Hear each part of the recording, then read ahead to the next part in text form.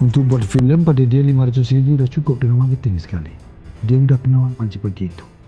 Maknanya yang kita perlukan di situ ialah cerita dan cara kita bercerita. Maksud di sini apa? Isinya itu, kontennya, bukan teknisnya. Kita berkarya film kalau majid-majidi. Kameranya statik, tidak ada crane, tidak ada track, tidak apa. Tetapi karyanya bagus. Mungkin tidak akan lama lagi setelah kita melihat Pak Tamimi sebagai lead actor di film Perjalanan Pertama, kemudian diganjar dengan piala Best Actor itu, what next? Secara jujur, sudah aku mengatakan mau pensiun untuk film. Jadi hanya untuk main-main jemputan itu cukuplah. Bapak directing itu bukan kehidupan. Kehidupan apa? Dari apa yang ada. Karya itu memang betul karya aja.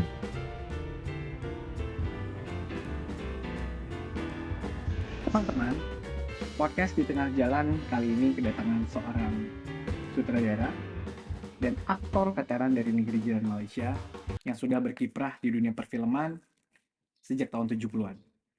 Kita sapa tamu kita pagi ini, Dato' Ahmad Tamimi Siregar. Selamat pagi Pak Dato'. Assalamualaikum. Waalaikumsalam warahmatullahi wabarakatuh. Pak Dato', seperti sebelum kita masuk membahas tentang film, membahas tentang karir Bapak di kerja-kerja kebudayaan yang sudah panjang, kita pengen mendengar Pak. Bapak lahir di Perak, Malaysia tahun 50 dan hari ini udah 75 tahun. Dari keluarga seperti apa Pak? Kebetulan saya lahir di Perak 17 Januari 1950 dari keluarga yang latar belakang agama. Tapi waktu itu almarhum ayah tidak lagi dalam bidang agama, cuma berkedai gitu di kedai sampah gitu. Tapi apabila tahun 1955 waktu usia saya 55 tahun, maka almarhum ditawarkan untuk menjadi guru agama Polis Negeri 9. Jadi maka berangkatlah kami berpindah ke Negeri 9 di usia 5 tahun dan sampailah almarhum wafat di situ, dan di situ juga lah saya terus berkarya dan berpindah ke Kuala Lumpur kurang lebih begitu. Jadi tahun 50 itu permulaan kami, tahun 55 itu permulaan saya berhijrah ke Negeri 9 di Seremban dan tamat kuliah SMA tahun 1962 gitu. Kemudian disambung, ketika itu ada lagi sistem dipanggil sijil pelajaran Malaysia Tinggi. Untuk 2 tahun sebelum masuk universitas harus lalui itu 2 tahun. Jadi sewaktu ujian saya ditawarkan kerja, kalau di sini panggil PNS di Kuala Lumpur di lembaga bea cukai gitu. Jadi untuk memikirkan kalau kuliah selepas ini nggak apa-apa, saya sudah kerja. Jadi berangkat ke Kuala Lumpur tahun 70-an dan memuliakan kerja saya sebagai penjawat awam di situ, sebagai pejabat selama kurang lebih 4 tahun. Kemudian oleh keterlibatan saya dalam bidang kesenian agak aktif, maka itu juga membuatkan saya meningkat hidup dari penjawat awam biasa kepada penjawat awam tingkat tinggi menengah dulu. Ini masih di bea cukai? Masih di bea cukai, sewaktu bea cukai. Jadi oleh karena ceritanya terlalu banyak, kadang-kadang mau dicapai yang mana satu agak sulit.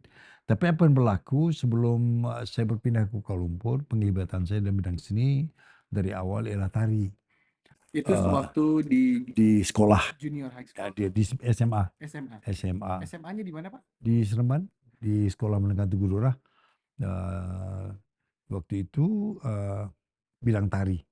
Selepas bidang tari, saya mulai mendaki bidang musik, main ngeband gitu, acara-acara orang kawin gitu kan. Selepas ngeband baru, tapi bukan musik, tapi saya menyanyi. Ada satu ketika lomba teater gitu. Ini masih Jadi, SMA ya Pak? masih SMA lagi. Jadi mereka kurang satu pemain. Pemeran itu duduk di meja aja, dan skripnya boleh ditipu diletakkan di meja. Jadi kalau lupa jeling-jeling aja. Kita lihat skrip. Itu pertama kali saya terlibat dalam stage play.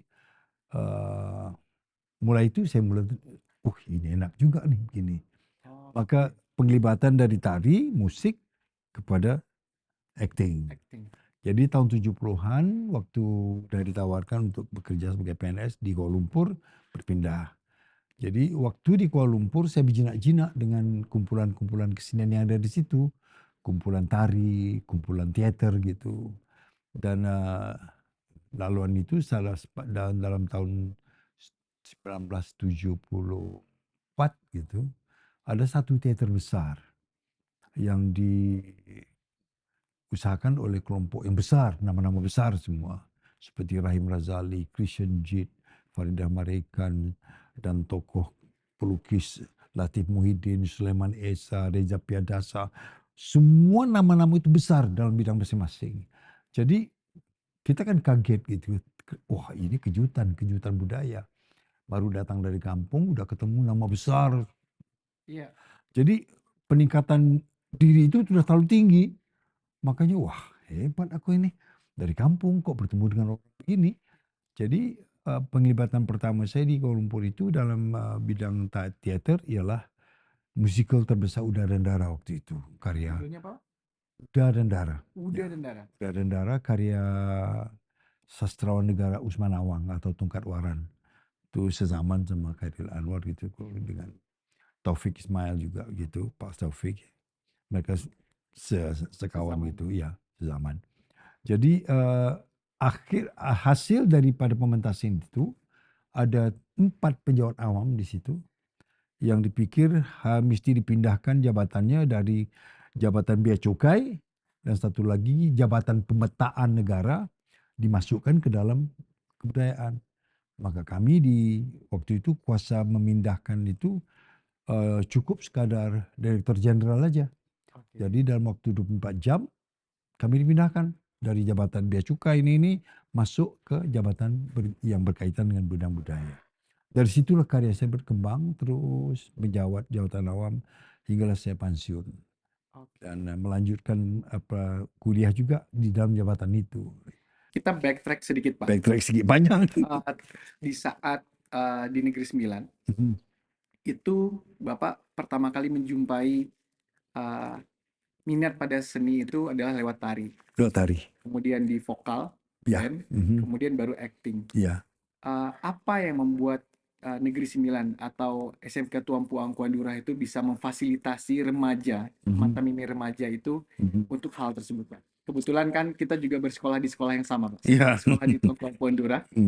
Dan saya sempat merasakan bahwasanya di Tuampu Angkuan Durah itu di waktu saya di sana tahun 2007 memang antara kognitif dan psikomotorik anak-anak remaja itu memang terfasilitasi. Saya ingat banget di sekolah itu lapangan bolanya sangat besar dan aula yang besar juga untuk kesenian.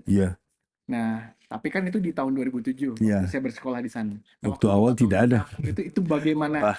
Masih kosong, cuma ada bangunan yang besar itu, kemudian asrama, padang bola yang gede. Di kawasan aula itu sekarang dulu parkir, cuma parkir, nggak ada apa-apa. Jadi di sekolah ketika itu terlalu minimal. Cuma kita kalau ngeband cuma bunyi-bunyi aja. Gitar ada satu. Jadi terlalu daif dan terlalu miskin ketika itu. Mau buat konser pun nggak ada fasilitasnya. Terutama sekali kebolehan anak-anak itu untuk bermain alat musik pun terlalu minimal. Jadi kegiatan di sekolah itu masih itu kurang. Makanya harus berkecimpung di luar. Kebetulan waktu itu satu kumpulan kesenian tari di bawah pimpinan Pak Hashim Makarim, anak Padang, yang abangnya di situ Ahmad Padang. Itu kira-kira sebagai orang gede di situlah. Bila sebut Ahmad Padang tuh orang ketar-ketir gitu. Jadi Pak Hashim Makarim ini seorang guru tari dari mungkin di sekolah seni juga ketika dulu. Tapi tari yang dikembangkan itu kebanyakannya kesenian Minangkabau. tari Minangkabau, lagu-lagu yang berkaitan dengan Minangkabau. Selepas itu apabila kedatangan kumpulan Sabainan Alwi, Hmm. membuat persembahan pertama yang melanggar kita tata karma ketika itu, tidak boleh ada pemeran wanita di dalam randai. Tapi itu pertama kali dibawa ke Malaysia, dan dari situ saya mulai tertambat dengan kesenian randai itu, dan saya mulai mempelajari bahasa Minangkabau secara pertuturan Minangkabau, karena dengan cara itu yang baru kita dapat mengetahui filosofi ratok dan sanya itu, kerana harus menguasai bahasanya.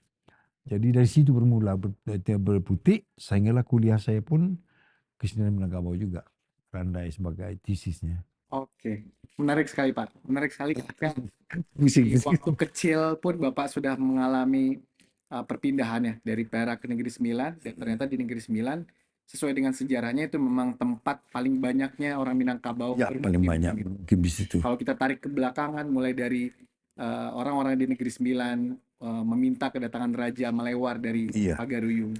yang Dan dirajakan. ternyata ketika tahun 60-an itu, lewat seni sebenarnya diplomasi budaya itu terus berkembang, terus berkembang. Iya, Nanti ada hubungannya dengan film Perjalanan Pertama sebenarnya Pak. iya. Ketika ternyata perjalanan pertama itu, kalau ditarik ke belakang, di waktu remaja 16-17 tahun, berarti Bapak sudah terpapar dengan keminangkabauan itu. Udah. Itu menarik. Waktu usia 12 sudah. Udah 12 tahun itu. Udah 12 tahun udah. Nah, bagaimana nih orang tua Pak? Kan dari Ini paling lama. ini paling parah. Gimana? Boleh. Sebenarnya paling parah. Karena almarhum ayah lulusan sekolah agama, maktab, nama sekolah nggak tahu, tetapi di Langkat, di Sumatera Utara. Almarhum kelahiran di situ. Jadi latar belakang agamanya agak bukan liberal. Ya kan dia almarhum juga tidak menyukai paham keagamaan itu, ini lain, ini modern gini. Jadi latarnya masih bidang tasawuf gitu. Dan dia juga pendiri Naqsabandiyah di daerah itu. Jadi waktu anak lajangnya terlibat dalam bidang kesenian, ya jadi masalah. Sampai dia menulis surat kepada pejabat budaya di negeri itu, supaya jangan lagi membenarkan saya terlibat dalam bidang tari. Wow. Wow, jadi itu masalah besar sebenarnya, karena dia malu. Ya, sabotase terus. Jadi yang pegawai negeri itu tidak berani bilang kepada saya. Cuma dia bilang, jangan datanglah selalu gitu. Kemudian akhir-akhir baru saya tahu, almarhum menulis surat panjang kepada itu yang nggak tahu apa isinya, tapi membuatkan pejabat itu kurang senang. Tetapi dia hormat ke almarhum, karena bapak seorang guru. Iya. Jadi cuma pelan-pelan dibagi tahu, ginilah bapak kau gini-gini. Waktu itu saya mulai kecewa. Tapi bandel Batak itu masih ada juga, saya teruskan juga. Sampai satu ketika udah habis kuliah. Waktu terlibat dalam bidang lakon di televisi, dan ada satu anak muridnya yang agak keterbuka sedikit. Dia memberikan saran-saran begini.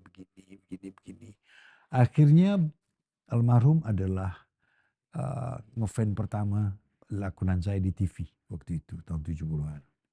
Oke. Jadi terjawab dengan Jawab dengan itu. yes. Lakon tak apa, tari jangan katanya. Pula. Tapi ya udahlah, nggak apa-apa. Ya, ya. Tapi berarti memang basic agama itu yang membuat beliau memahami sesuatu itu, seni itu tetap ada batasnya gitu. Ada. Jadi pada akhirnya dilonggarkan untuk berakting. Ya. Tapi ada hal yang menurut pemahaman beliau memang harus dijaga sebagai seorang laki-laki. Ya, pada dia musik itu janganlah bilang. Oke. Tapi ini pergerakan acting ini lain gitu. Jangan ada musik. Ya oke, nggak apa-apa. Oke. Pilih aja. Baik. Pak, di tahun 70-an, Pak, ketika takdir membawa Bapak dari pegawai bea cukai ke pegawai kebudayaan, itu kan sebenarnya seperti gerbang ya, Pak. Ya. Gerbang untuk terpapar seni dan kerja-kerja kebudayaan lebih dekat gitu. Ya. Nah, mungkin Bapak bisa cerita bagaimana pada akhirnya mendapatkan peran yang pertama di televisi? Apakah itu lewat series? Apakah itu lewat film? Boleh cerita sedikit? Oh, selepas terlibat dalam teater besar itu, Pak mulai juga terlibat dengan grup-grup teater di lokal di situ. Masuk ikut lomba. Jadi selepas itu lomba terus menang lagi.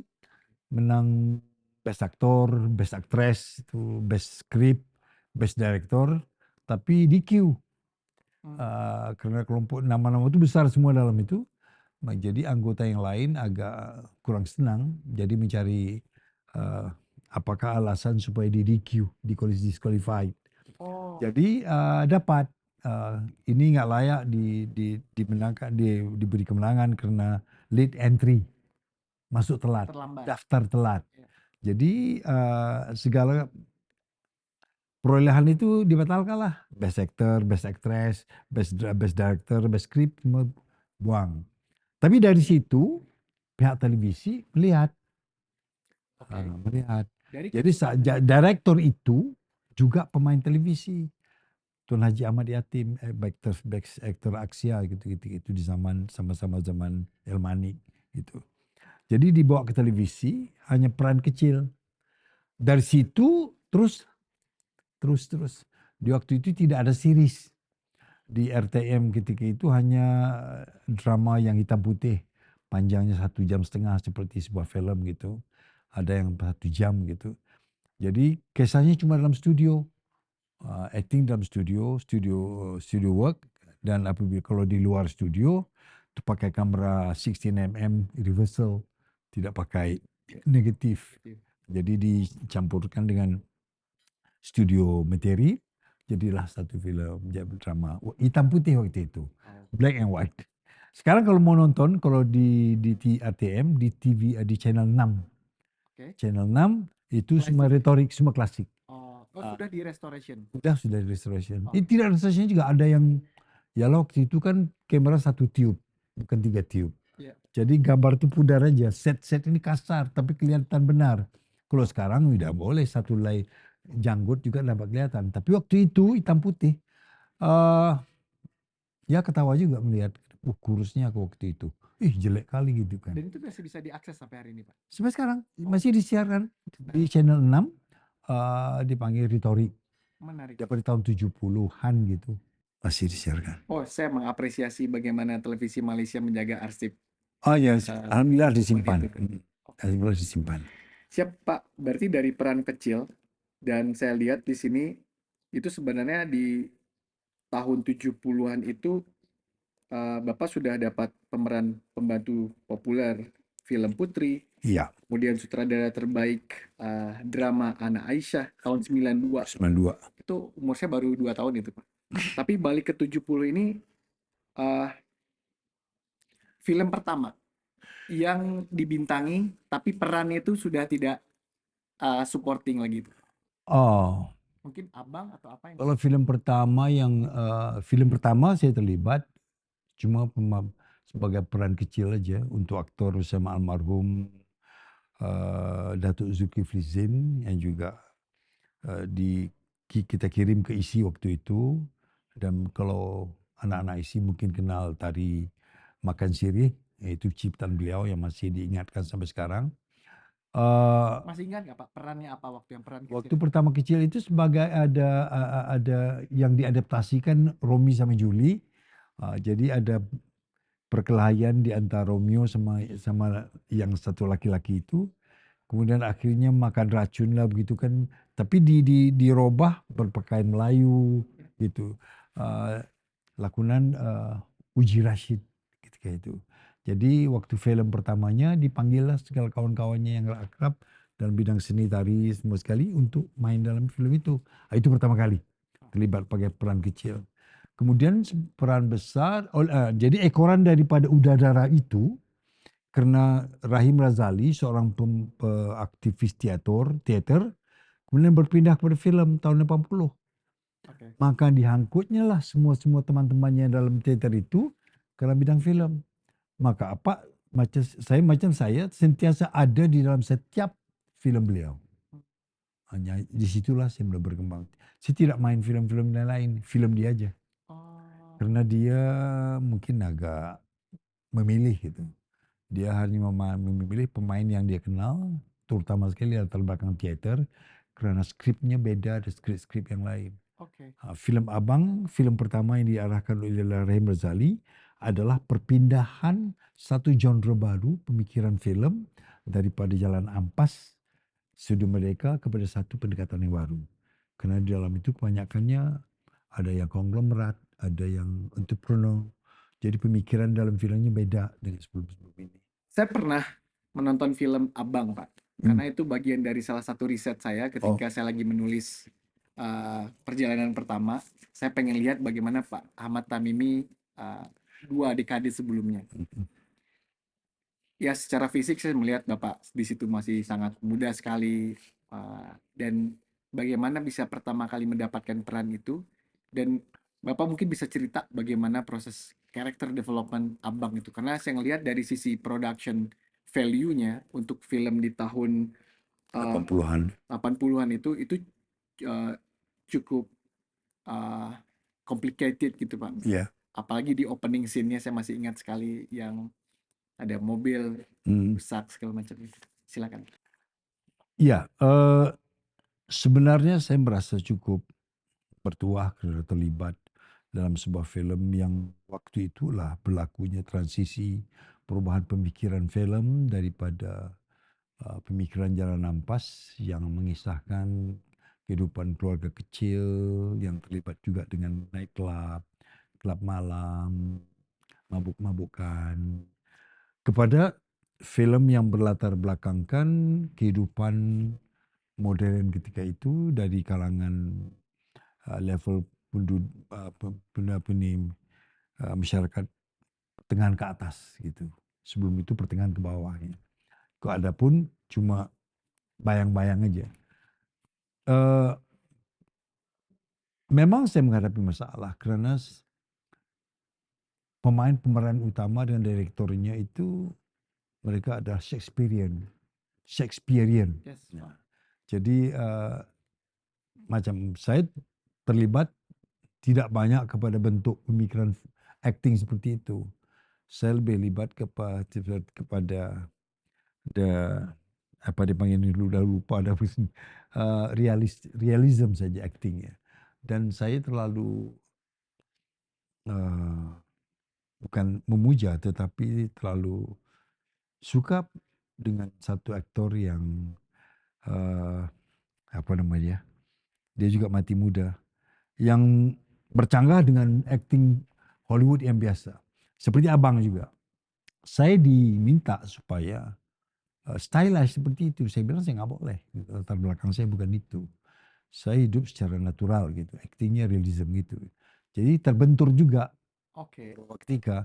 Tetapi lama-lama dia capek juga. Ya udah biar kau aja. Untuk menemukan. Jadi itu kreatif development saya, acting cara saya. Tetapi pada UE Haji Syari mengatakan kau udah keluar dari zaman waktu abang di oh ya ya. Jadi kita kan nggak tahu yang melihat Yang itu kan melihat kita itu yang pasti melihat harus itu dari pasti luar. dia dari luar mengatakan ya kau udah jam siapa namanya Allah aktor James Dean. James Dean. Ya. James Dean kan aktingnya lain daripada pemain Hollywood yang lain. Jadi waktu itu saya juga udah terkeluar karena latar lakonan stage saja waktu itu bukan lagi Shakespearean. Walaupun dalam Udadara memang stylized lain. Tetapi bila film nggak mau, nggak jadi. Berarti di saat itu Bapak sudah menyadari bahwasanya acting for stage and acting for film is different. Dia skalanya jadi kecil. Maksudnya gesturnya kecil, semua kecil. Karena di film semuanya kita direkam. Kalau mau lihat dekat, kameranya didekatkan ataupun lensanya mendekatkan. Jadi ekspresi yang timbul daripada muka dan selain-lain itu tidak perlu dibesarkan lagi. Suara tidak perlu tinggi, hanya dengusan dengan sigh ataupun keluhan udah cukup. Tapi kalau di stage harus, ya mengapa gitu, gesture harus besar ya.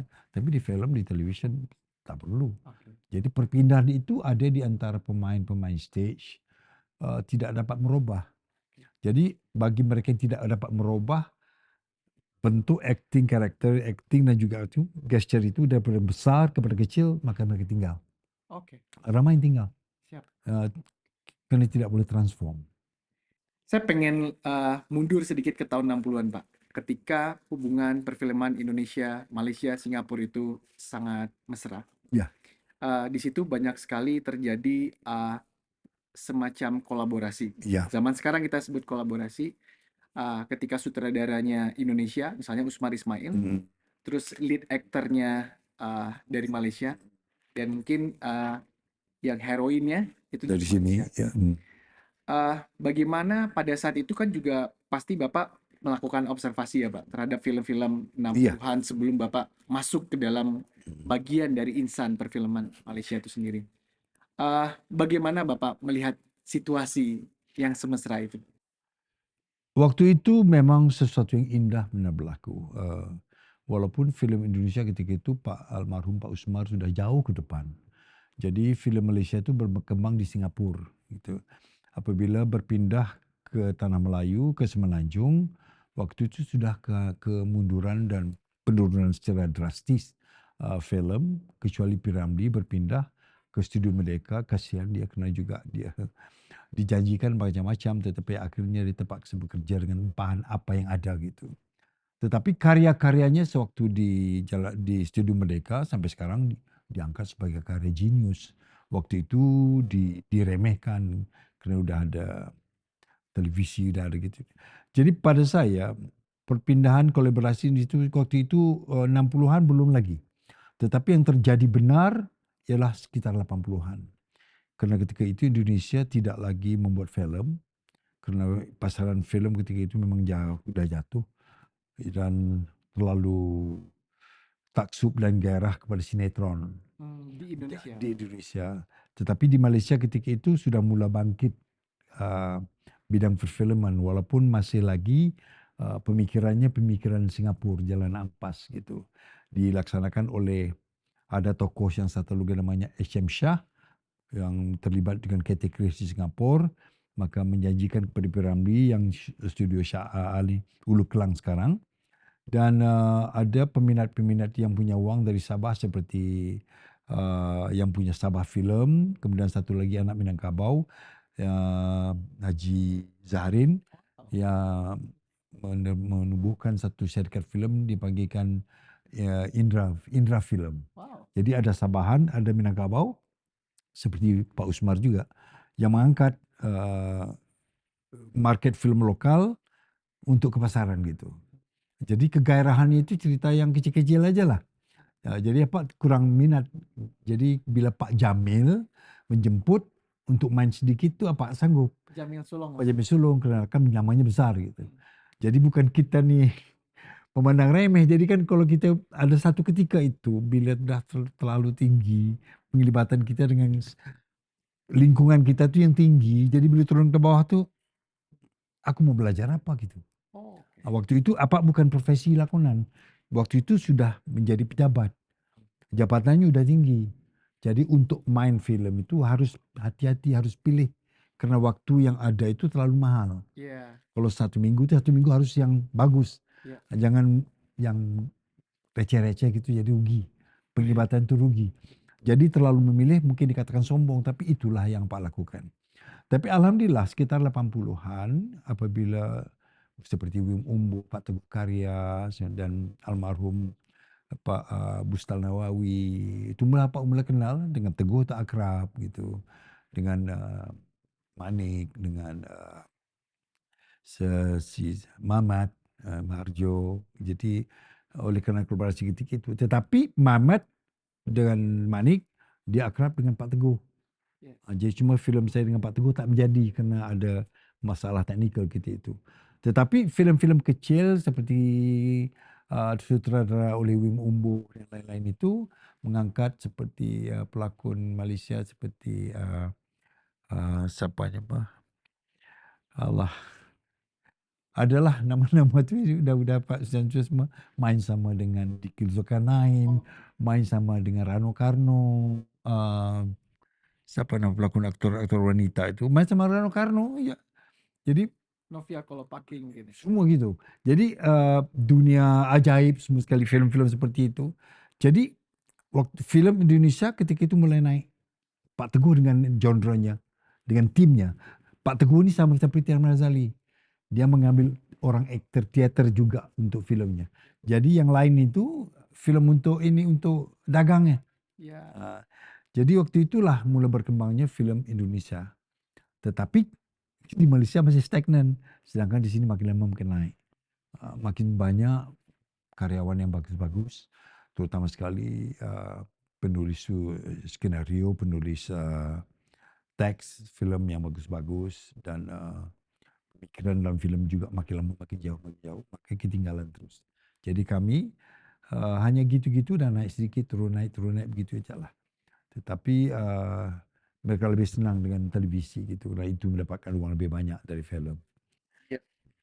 Pak, saya bicara tentang intellectual curiosity dan pengalaman pendidikan yang Bapak dapatkan, Pak. Di sini saya melihat Bapak mendapatkan fellowship Japan Foundation, dan mungkin Bapak bisa cerita itu didapatkan karena apa? Waktu itu untuk Japan Foundation, kenapa terlibat dalam bidang perkembangan kesenian tradisi seperti wayang kulit, makyum, banyak yang memang sekali memang tradisi. Jadi ada satu artikel di dalam magazine bahasa Inggris menyatakan membuat comparative study tentang teater Jepang seperti Buraku, no Kyogen, Kabuki semua sekali. Jadi apa angkat argumen itu dan dibuat satu teks baru ditulis comparative study tentang dua bidang kesenian yang dari dunia yang berbeda, tapi dari segi filosofinya sama. Seperti shadow play, seperti bunraku, seperti randai juga di situ dapat masukkan. Kerana seperti Kyogen, Kabuki, bunraku, dan permainan puppet itu banyak ada persamaan dengan daerah kita di sini. Jadi ada tak banyak, satu, dua muka surat A4 saya situ Bapak tulis buat competition short studies itu kirim ke Japan Foundation, dipanggil Berapa lama? interview. Oh, tak sampai sebulan. Waktu itu Pak masih lagi belum diletakkan di dalam jawatan tetap, masih dalam 3 tahun profesional begitu. Tapi udah dapat. Bila udah dapat, ajukan ke atas. Mereka kata nggak boleh karena belum lagi lulus. Exam belum lulus, ada lagi 2 paper belum lulus. Saya kata, alamak, ini peluang ini susah dapat. Tapi mujurlah, di kita kan di Malaysia itu ada satu close service atau jabatan yang tertutup untuk jawatan itu. Satu lagi pentadbiran yang bebas dipanggil PTD, Public Pegawai Tadbir Diplomatik, yang dibebas ke seluruh kementerian. Jadi ada di antara mereka itu teman teater. Jadi udah jawatannya tinggi. Jadi diluluskan dengan syarat. Ini pertama kali dan terakhir kes seperti ini boleh dibolehkan. Dan beliau boleh mengambil ujian di Jepang. Maka berangkatlah ke Jepang. Berapa lama di Jepang, Pak? Setahun. 1 tahun. Oleh kerana profesornya seperti Erdogan juga. Walaupun tahu berbahasa Inggris bagus, tapi tidak mau berbahasa Inggris. Erdogan ini tidak jadi isu sekarang, seperti dia tidak belajar bahasa Inggris. Dia tahu.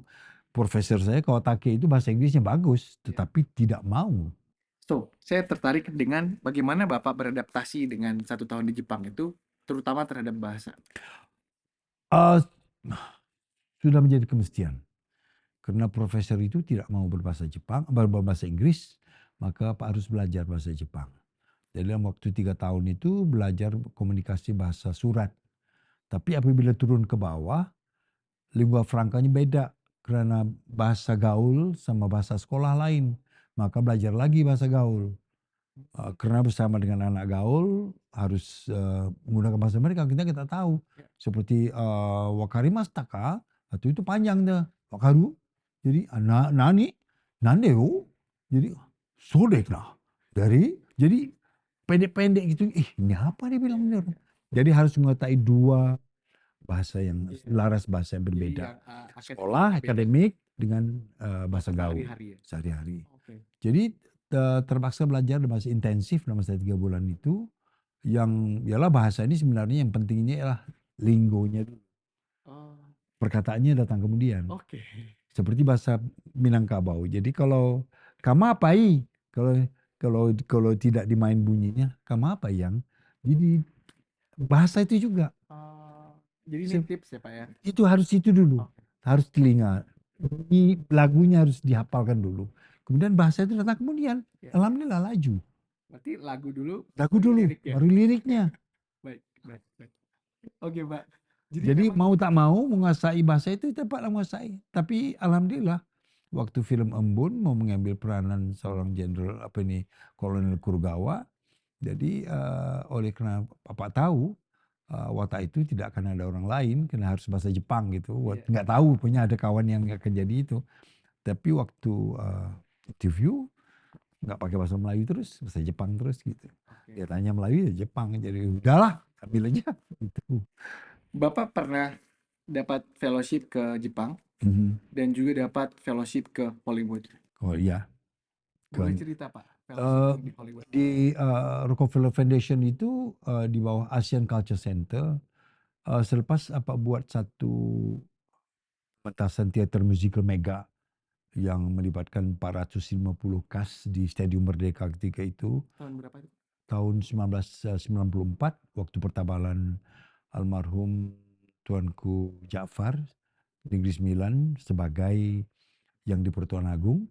Jadi ada setiap kali pertabalan agung yang baru ada satu play besar. Jadi waktu itu dimintakan membuat persembahan khusus untuk beliau. Jadi oleh kerana basic randai, jadi apakah yang boleh kita laksanakan dalam stadium bola sebesar itu dengan ratusan pemain, apa cerita yang sesuai, maka diciptakanlah skrip bernamakan Randai Kabakasi Menanti. Randai Kabakasi Menanti itu dibentaskan oleh 450 orang pemain, gelombangnya 3 lapis. Gelombang 3 lapis, pemain itu ada set simple gitu. Jadi wakil dari Rockefeller Foundation, Asian Culture Council ada nonton di situ. Jadi ditawarkan melalui telepon, apa mau pergi ke Asian Culture Center? Saya bilang, boleh juga tuh dipikir. Almarhum Syed Alwi pergi, Safa Kamno pergi, tokoh-tokoh teater kami dulu semua pergi. Bapak bilang, ini peluang, bayar aja. Apply, bagikan 1 kopi musical theater itu dalam masa 2 minggu, lulus. Jadi harus ke sana setahun gitu. Dan dibayar oleh Clinton sekitar $4.600 per bulan. Gaji jalan. Gaji jalan gitu. Pak pikir, udah pergi aja. Jadi alhamdulillah 2 fellowship dalam bidang berbeda. 1 dalam akademik, 1 dalam praktik. Tapi dari situ saya ngelihat apapun yang mau kita raih itu memang sebaik-baiknya tanda pengenal itu adalah memang lewat karya ya Pak. Melalui karya, alhamdulillah melalui karya. Yang itu karya tulisan, yang ini karya di pentas. Apa yang Bapak lihat di Hollywood Pak? Yang kemudian setelah pulang dari fellowship itu Bapak bisa praktekkan di karya-karya yang Bapak terapkan, entah itu untuk television, untuk TV play. Ya, untuk TV play itu sebenarnya yang berubah 180 derajat waktu menang, waktu KLA, waktu menang peran aktor pembantu terbaik tahun 2010. Tapi untuk itu kebanyakannya teater. Jadi pengalamannya banyaklah, ketemu sama orang pemain-pemain yang hebat seperti Iron Man waktu di main musical. Kemudian si pemain aktor musical juga, What Happened on the Way to Forum. Kemudian lebih akrab dengan teater off Broadway, off Broadway. Ya teater besar itu kurang minat karena gede kayak gitu kan, seperti Sound of Music, The Cats, Les Miserables dan sebagainya, itu teater besar yang jarang-jarang mungkin dapat kita laksanakan. Tapi off Broadway itu yang banyak. Seperti kita di sini, box theater, black box theater dan sebagainya. Pengalaman ketemu Pacino dalam one act play, Oke. 1-2 jam dia main sendiri aja, monolog. Gimana Pak? Dekat Al Pacino itu nih kayaknya ini jadi poin penting nih Pak. Bagaimana rasanya melihat Al Pacino dari dekat dan dia berakting gitu Pak, di depan? Melihat Pacino dari sini ke situ, Benar di ya? situ ya. Yang monolog kan dia mutar gitu kan. Wah, ini ya, Oke. 2 bulan tiketnya baru dapat. Tapi mujurnya segalanya gratis. Hmm. Dia pasti Tapi melalui itu waiting list waiting list. 2 bulan. Walaupun gratis, waiting list. Ya. Tetap waiting list. Itu pengalaman. Tapi untuk film dan itu waktu menang pembantu pemeran pembantu film bukan film, televisi, Televisi oke. TV3. Waktu itu hadiahnya masih lagi kalau menang best actor, best supporting actor, best semua itu hadiahnya ke LA 2 minggu. Wow. Wah, yang menang udah. Tapi waktu pergi tidak ikut rencana program mereka. Karena program mereka banyak shopping. Jadi apa yang kecuali yang kalau ke film ke Columbia, ke Universal Studio itu ikut. Yang shopping tak ikut. Itu yang lain tuh apa? Pergi teater, tengok film-film. Kemudian bila lawatan ke studio-studio besar itu, bila melihat trick of the trade filmmaking, selama ini terdedah kepada studio style. Belajar di studio style. Kemudian di universiti pun kurang. Karena pendedahan ilmu sinematografi itu pun kurang masih. Tetapi LA yang banyak merubah Mindset. mindset. Berani main. Sebelum itu takut. Oke. Mutar 360, mulai itu dari situ lah Pak mulai pakai 360 degree. Ini lain, ini hutan, di sawah ya udah. Oke. Televisi bukan film, bukan besar gitu. Yes. Jadi sebenarnya untuk semakin kita bisa meyakinkan daya kreatif kita terhadap lingkungan yang 360 derajat itu bisa dioptimalkan untuk menjadi set Ya, by set. ya, Dia bisa jadi ya, untuk ya, penggunaan yang berbeda gitu. ya. Dan itu Bapak terapkan di serial Terapkan. TV yang Bapak suka. Dicampurkan dengan ilmu studio ketika itu. Waktu drama di television tahun 60-70-an, semua dalam studio. Yang membalikkan bukan reverse itu bukan kamera yang pusing, orang yang pusing. Oke. Di studio orang yang pusing, kamera tetap situ aja. Oke. Ya mutar reverse di situ, putar tempat gitu. Oh, baik. Jadi blok-blok di studio itu banyak membantu dalam film. Makanya cepat jadi gitu. Orang 7 hari 4 hari selesai. Oke. Jadi Ini ya Pak ya, efisiensi. efisiensi dan efektif. Ya. Hmm. Budgetnya kurang, efektifnya harus dipikirkan dulu. Ya kan ilmu itu ada. Berani di ilmu studio, ilmu di luar, memberikan kita keberanian, buat aja nggak ada masalah apa-apa. Oke, ini Alhamdulillah. jadi penting juga poinnya bagi para filmmaker muda yang mungkin sekarang ini dengan kemajuan teknologi Lagi. kita sudah sangat dimudahkan, tetapi cukup hati-hati, bahkan sangat hati-hati, kadang-kadang takut untuk bereksplorasi. Ya, Harusnya sekarang bisa lebih. harus berani. Tambah-tambah teknologi yang ada sekarang terlalu mudah. Kamera boleh simpan dalam saku, boleh itu. Masalah reverse, keberanian atau tidak itu aja. Creativity di lapangan itu yang penting itu. Oke. Pak, ini bicara tentang film, Pak. Bagaimana setiap peran yang Bapak ambil, baik itu untuk film television atau drama siri, atau mungkin bahkan film untuk pawagam atau bioskop di Malaysia, mempengaruhi watak Bapak? Atau apakah sebaliknya watak-watak yang di dalam peran-peran tersebut yang mempengaruhi kehidupan nyatanya gitu? Atau ada satu dua film yang mengesankan gitu, Pak? Nggak pasti sama dia berkesan atau tidak. Kesan itu secara benar ataupun secara tidak langsung itu kadang-kadang tidak diperhatikan. Tetapi apa yang berlaku, apa yang apa buat, itulah seadanya aja gitu. Cuma yang lebih ditumpukan ialah bagaimana penerapan karyaku nanti dalam karya-karya yang akan datang. Kerana Bapak tidak mendapat peluang untuk berkarya banyak. Karena pertama jawatan, ketika itu sebagai pejabat, waktu untuk menghasilkan karya itu harus sepenuh masa. Sedangkan kita waktu itu terlalu terhad.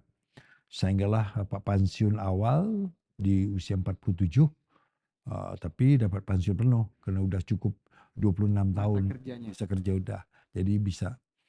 Tetapi waktu itu mungkin udah telat karena kemasukan uh, karyawan baru yang senang diperbincangkan, senang dibuat. Sedangkan apa kadang-kadang prinsip terlalu tinggi untuk berkarya. Tidak terlalu demand, tetapi terlalu keras kadang-kadang. Terutama sekali apabila biaya itu diserahkan kepada kita untuk menghasilkan karyanya, maka dapat jadi keras gitu. Amanah yang dipikir itu aku akan harus kuselesaikan dan akan membuahkan hasil gitu. Bukan sekadar selesai udah jalan. Ya. Ada juga yang begitu tapi apa tak terima. Berarti Terlalu selektif gitu. Oke. Tidak semua terima. Pak, ini menarik Pak, ketika ada orang yang baru setelah pensiun Mhm. memulai kembali. Eh, Mungkin cita-cita yang masih atau kegelisahan-kegelisahan atau harapan-harapan yang tertahan saat menjadi pegawai pemerintah gitu. Ya. Nah, ini kan di generasi sekarang nih mulai banyak nih Pak perspektif tentang jadi pegawai pemerintah atau menjadi seorang yang merdeka gitu Pak. Mhm. Jadi Bapak mungkin bisa cerita bagaimana seorang Bapak Ahmad Tamimi Siregar yang sebenarnya sudah multidimensional ya Pak. Bapak juga pembawa berita televisi, Ya. Bapak pembaca puisi, Bapak main teater, Host talk show. Bapak jadi host talk show, kemudian Bapak main di beberapa film dan seri, dan kemudian memutuskan pensiun muda dan mendirikan syarikat True Legacy itu.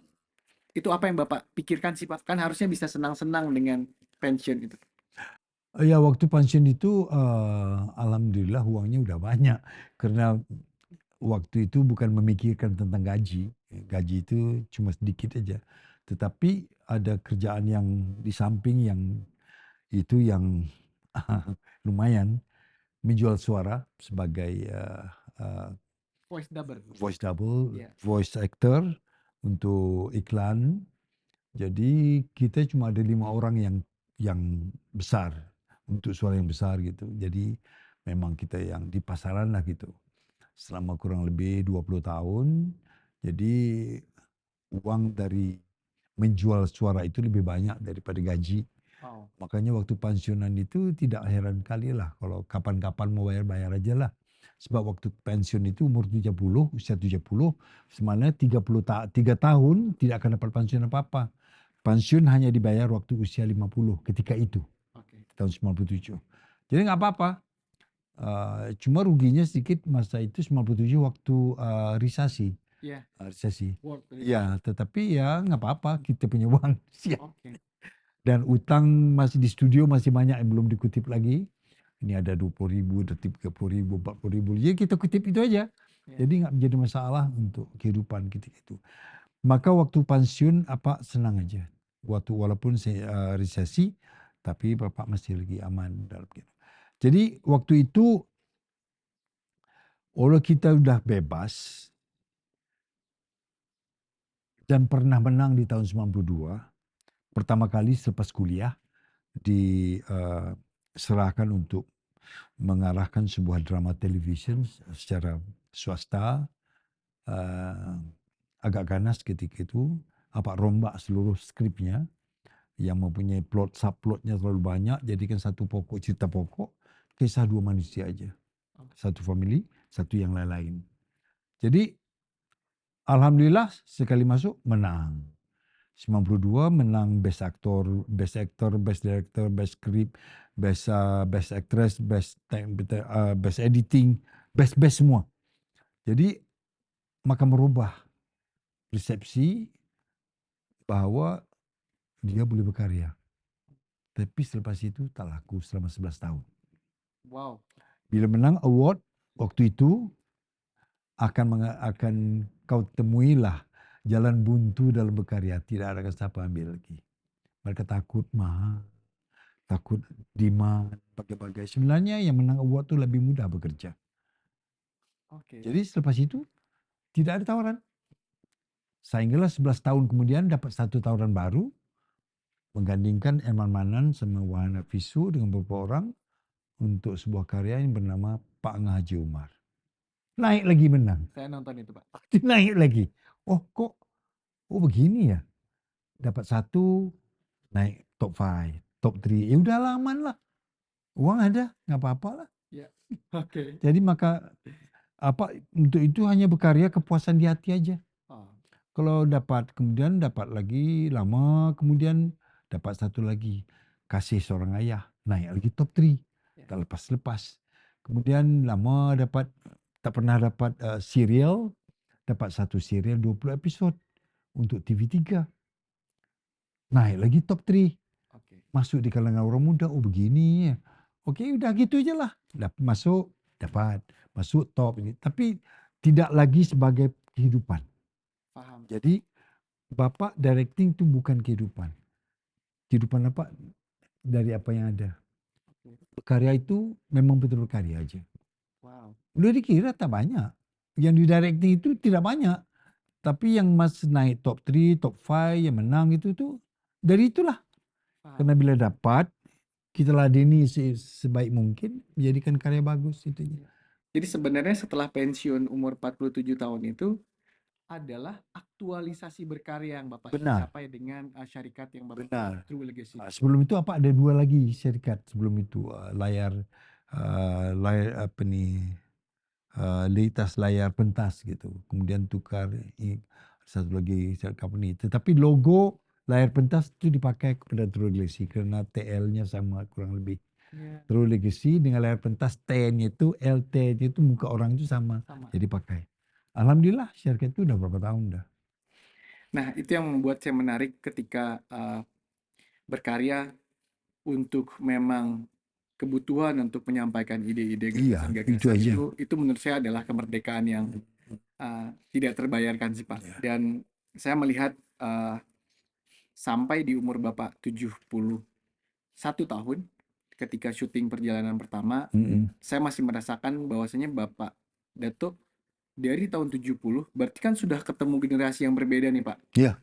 Lintas generasi, baik itu ketika Bapak di depan layar, di belakang layar, sebagai news presenter, sebagai pegawai kebudayaan, sebagai sutradara teater. Itu banyak sekali mungkin pengalaman hidup yang mungkin tidak akan selesai dengan pembicaraan kita di tempat ini. Tapi saya pengen tanya sedikit, tapi ini bukan tentang saya Pak, ini tentang Bapak Pak. Bagaimana Bapak pertama kali dan kapan terakhir kali Bapak menjadi aktor utama sebelum film perjalanan pertama datang?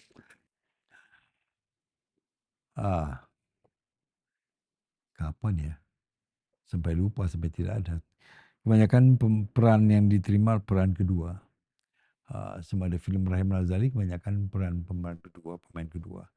Pemain kedua utama gitu. Cuma waktu satu film dinominasi juga untuk best actor, tetapi di pertengahan jalan dirubah jadi pembantu. Tapi menang, nggak apa-apa. Yang penting itu menang. Oh, jadi menangnya sebagai pemeran pembantu. Film Putri itu 87. Itu tahun 87 ya? 87. Oke. Nah, tapi sebelum itu ya karena itu masih lagi sebagai pejabat. Jadi waktu untuk acting, untuk syuting itu terlalu terhad.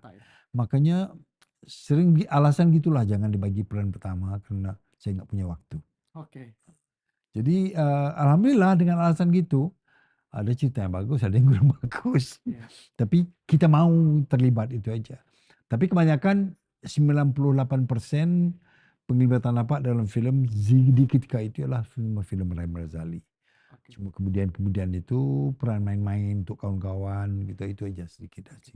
Berarti kita dari 87 nggak ke ada. 2020 nih Pak. Itu baru. Itu yang saya pengen dengar.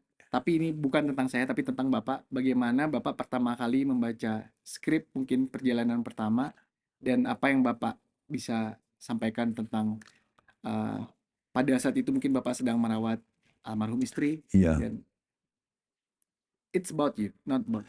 Sebenarnya ketika itu ya terpikir apa benar ini, walaupun bayang-bayangan sebelum itu udah tahu kan, tetapi apa benar jadi, apa benar selepas Suro dan Sile itu kan sebagai satu partisipasi bahagia aja gitu kan untuk dalam satu hari satu malam Cameo. saya cameo, ya indah, memang terlalu indah. Dan bawa satu AD saya, assistant director saya yang sekarang pun udah di kursi roda, tapi udah mulai berkarya sekarang. Oh, Uh, Dia lumpuh sampai ke bawah, tapi sekarang udah bagus dia. Tapi itulah peran pertama yang kadang-kadang terpikir juga, jadi isu juga di kalangan reporter, wartawan yang senior. Kata, ini main main part ya first time.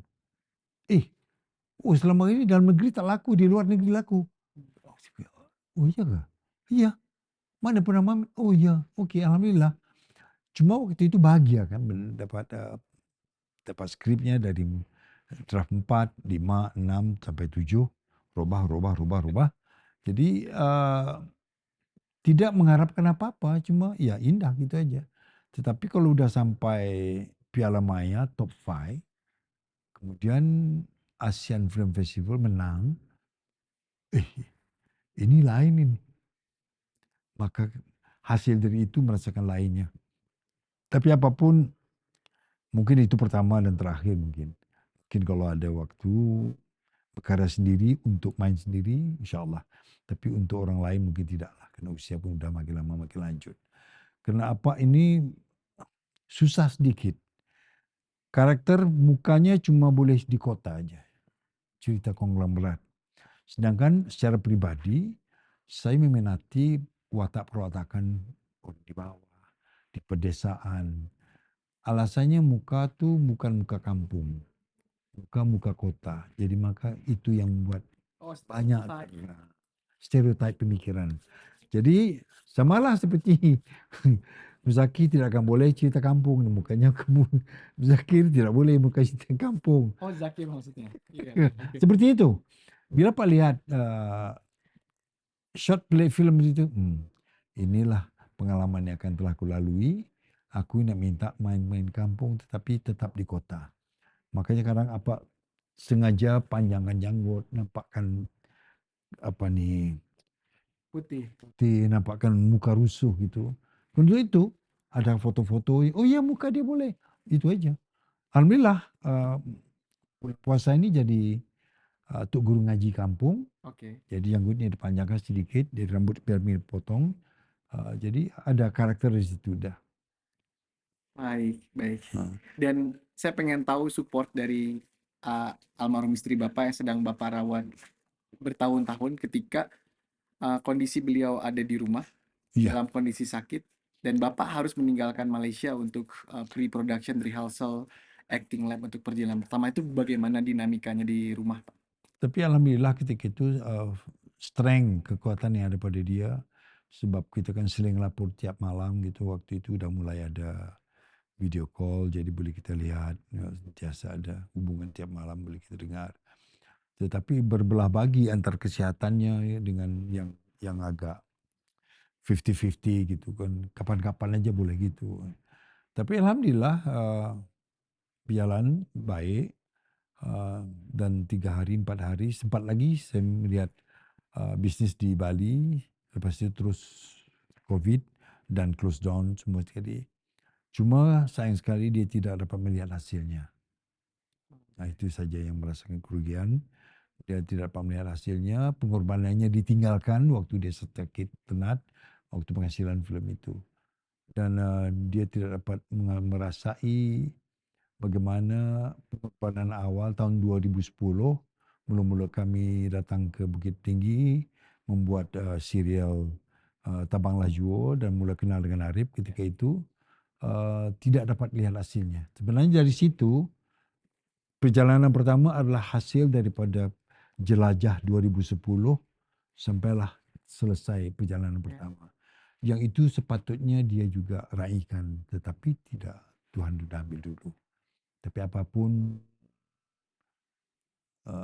Tuhan Maha Mengetahui. Ya, saya memang bisa flashback 2010 itu saya masih kuliah tingkat 2 dan Ibu Datin pada saat itu menawarkan saya jadi salah satu peran kecil di serial itu, dan sebenarnya di serial itu saya justru malah menjadi semacam Guru. intern gitu Pak. Ya itu lah. Waktu itu saya sebenarnya belum waktu saya untuk internship, tapi karena ada offering dari Pak Dato dan Ibu pada saat itu saya terlibat jadi aktor peran kecil itu, saya justru malah tertarik untuk melihat bagaimana sebuah produksi yang dilakukan oleh luar negeri kan waktu itu, dari Malaysia ke Sumatera Barat ke Bukit Tinggi ini. Dan itu juga yang membuat saya yakin selalu bahwasanya filmmaking itu memang itu happy gitu Pak. Filmmaking itu happy, dan itu yang meyakinkan saya bahwasanya suatu saat saya harus bikin film dan saya harus punya film panjang pertama. Bagi saya memang perjumpaan dengan Pak Datu pertama kali di tahun 2010 itu dengan Ibu Datin pada saat Ya. itu juga sebuah trigger bagi saya Pak, bahwasanya di walaupun saya tinggal jadi kampung, terus nggak ada industri perfilman di Sumatera Barat, kemudian saya nggak tahu juga habis kuliah harus ngapain, tapi ketika saya melihat, oh ada ya produksi dari luar negeri yang syuting di negeri di kampung saya ini gitu, dan saya juga terlibat walaupun itu bagian kecil lah dari situ. Nah, di situ saya berkeinginan bahwasanya membuat film itu bukan lagi bicara tentang batasan geografis, bukan lagi bicara tentang geopolitik, tapi film itu adalah universal dan itu lahir dari hati si filmmaker, Iya. dan dia bisa sangat merdeka untuk ide ceritanya itu mau dia syuting di mana. Iya. Nah, itu yang membuat saya selalu bertekad di tahun 2010 itu suatu saat saya mudah-mudahan bisa berkarya bersama dengan Pak Dato dan Bu Datin gitu. Dan itu baru kejadian kan 2017 Pak. 7 tahun setelah Ya, jadi 7 Slogan seperti itu. Sile, dan tepat 10 tahun setelahnya di tahun 2020 Iya. syuting perjalanan pertama. Tapi menurut saya ketika Ibu Datin tidak bisa melihat filmnya, tapi setidaknya beliau sempat melihat behind the scene atau apa nggak Pak, rekaman ketika syuting itu ada nggak? Ya waktu itu rekaman tidak banyak dibuat, cuma foto-foto aja. Kan kita harus akur kepada sistem no fotografi, no release sebelum film rilis. Jadi ada secara pribadi dia lihatlah sedikit-sedikit. Cuma paling tidak ketika itu kami di Malaysia ini untuk buat kalau setakat film kecil, film pendek, televisi atau gimana itu, waktu itu masih lagi pakai magnetic tape. Waktu itu tak perlu ke rumahnya. Kami datang cuma 5. Sedangkan ketika itu Pak Bustal untuk melahirkan serial anak-anak di kaki bukit, di Gunung, dengan timnya hampir 80 orang, tinggal booking satu hotel, tukang masak datang dari Jawa. Beda dengan kami 5 orang aja. Oke, saya masih ingat. Sound, lighting, DOP, asisten DOP, dan pembantu. Tukang ambil kabel, itu aja, 5 orang, jalan, siap. 13 episode, nggak ada apa-apa, beres. Jadi bahwanya berkarya itu bukan fasilitas karya, Oke. cara berkarya. Fasilitas itu sekadar untuk meningkatkan kualitas visual itu aja. Tetapi kalau sekarang ini, itu bukan alasan lagi. Untuk berkarya tak perlu biaya besar. Kamera udah bagus, fokus sekarang. Paling kecil pun 2K. Harganya pun terjangkau. Untuk menghasilkan karya yang baik itu bukan alasan begini-begini. Enggak. Ada sound, ada itu. Light cuma push, kerja push. Oke. Karyalah terus. Jangan jadi alasan. Betul. Nah, ini juga pelajaran buat kami yang muda-muda nih Pak, Ya, untuk harus berani untuk menerobos pintu-pintu yang mungkin kita anggap pintunya terlalu tinggi kah, Ya. atau dindingnya terlalu Ya, lebar untuk dilompatin. ya, Tapi yang pasti ketika ada niat untuk uh, berkarya, lakukan. Berarti itu ya. iya. 4-5 orang selesai, Oke. tetapi multitask. Dia juga editor, DOP-nya juga bisa buat nih, sound-nya juga bisa buat lampu. Bidang itu kita pelajari semua. Jadi nggak perlu tenaga lain.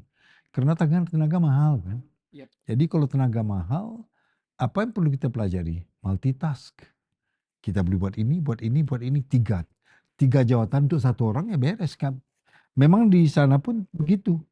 Satu orang itu 3-4 jawatannya. Jadi kerjanya di 4 macam. Jadi tidak perlu orang lain. Jadi kalau ditambah orang lain maka biayanya bertambah. Oke. Kecuali feature film yang punya modal banyak, ya oke. Kalau enggak ya itu aja 5-6 orang cukup. Udah Berarti selesai. memang tetap pada tuh berpendapat untuk film-film idealis, film-film independent filmmaker itu dengan feature film, dengan capaian production value itu memang beda treatment. Beda treatmentnya. Oke. Ya, itu treatmentnya. Oke. Pak, ini setelah tahun 87 mendapat award dan di tahun 2023 di umur 70 tahun mendapat award, itu kan harusnya Bapak harusnya pensiun ya, Pak. Tapi seperti Robert De Niro yang masih berkarya, Martin Scorsese, Al Pacino juga masih acting. Apa yang Bapak lakukan setelah mendapatkan award sebagai Best Actor di Asian International Film Festival itu? Oh, tidak banyak, cuma main peran-peran kecil, menghilangkan kerinduan. Kemudian mendapat satu Feature film peluang feature film yang Bapak melalui dana pemerintah. Tapi ya masih walaupun final mixnya akan dibuat dalam 2-3 hari ini, sudah selepas hampir 2 tahun lebih terkendala karena masalah teknikal, karena ada 240 frame yang melibatkan CGI yang harus diperbetulkan frame by frame, maka makan masa 1 tahun kurang lebih dan biayanya bertambah. Jadi di sini yang sepatutnya lalui dan atasi sebelum itu ialah mengetahui bidang lain. Cuma tahu terlalu surface gitu. Kalau boleh anak-anak muda sekarang jangan terlalu surface, tahu mendalam. Terutama sekali bidang teknologi. Kalau dulu memang kurang lah, cuma tahu tapi tidak menguasai. Makanya kita mendapat tim yang salah, maka karya kita akan hancur, tapi jalan akan terkesan. Jadi apa yang berlaku sekarang itu karena itu. Dan bekerja dengan kawan juga banyak bahayanya. Karena kita considerate sangat dengan kawan, kadang-kadang kita tidak berani menegur, jadi kawan makan kawan di situ. Bila profesional, kawan itu harus letak tepi. Sekarang ini kita kerja dan disiplinnya profesional itu aja. Tapi kebanyakan pemain pengkarya-pengkarya yang punya nama, semua melalui seperti itu juga. Dipermainkan dulu. Baik. Ini di usia 75 nih Pak, Bapak akan merilis film Pawagam pertama as a director. Setelah melewati ratusan episode menjadi director untuk TV series, TV play, dan lain-lainnya Pak. Menurut saya itu sesuatu yang perlu di-appreciate Pak. Bahwasanya di umur 70, berarti Bapak syutingnya di umur 73 ya? Untuk first film. First film. Itu wow.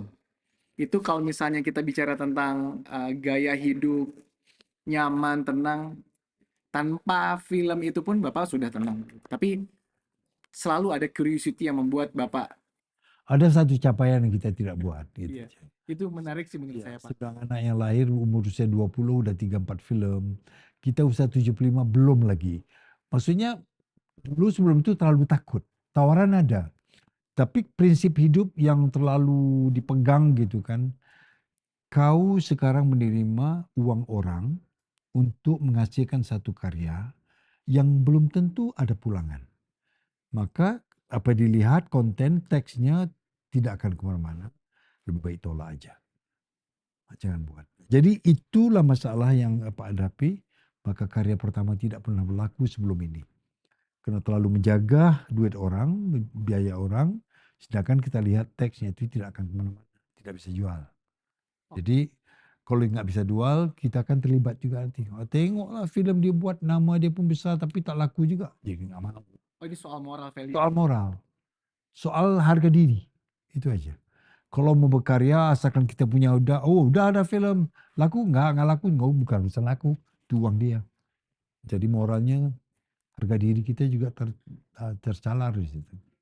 Mungkin tidak akan lama lagi setelah kita melihat Pak Tamimi sebagai lead actor di film Perjalanan Pertama, kemudian diganjar dengan piala Best Actor itu, dan kita akan menonton film pertama Pak Tamimi sebagai director untuk film Pawagam setelah ratusan episode yang Bapak sutradarai untuk TV Malaysia.